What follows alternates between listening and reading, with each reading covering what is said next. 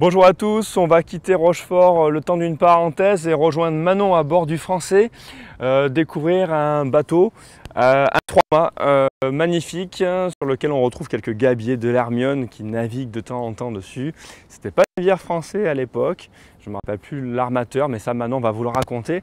Mais c'est un beau bateau et qui, j'imagine, vous fera voyager.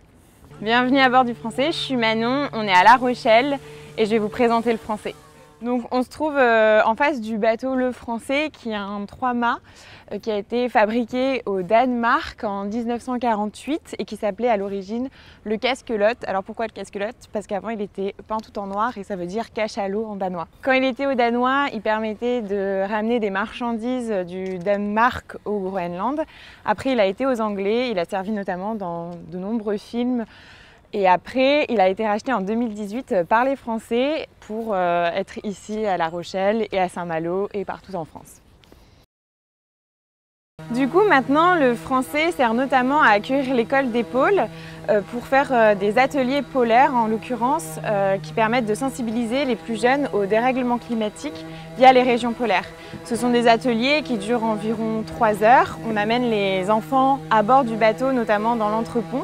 On installe une classe et pendant 3 heures, ils vont avoir des vidéos, des quiz, des expériences pour un peu comprendre l'importance des régions polaires dans tout le système climatique. On est à La Rochelle et c'est un peu une escale spéciale puisque dans un premier temps, le matin, on va faire des ateliers polaires, donc pareil, de sensibilisation. L'après-midi, on va faire des visites du navire avec à 15 h une conférence sur l'expédition polaire de Jean-Baptiste Charcot en Antarctique.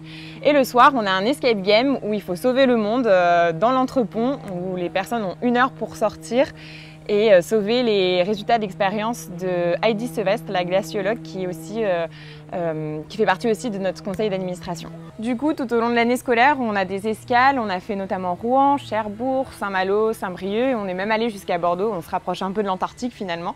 Et on a aussi une première escale à terre qui était à Bassins, donc dans les Alpes, c'était notre premier essai et ça s'est super bien passé, donc on est très heureux de cette nouvelle escale. Donc du coup, l'école des pôles a été créée en 2020 pour sensibiliser le grand public et plus précisément les jeunes, les scolaires, au dérèglement climatique via le prisme des régions polaires. On veut vraiment les sensibiliser parce que les régions polaires, ce sont des régions qui sont ultra importantes pour la régulation du climat mondial et qui sont très fragiles.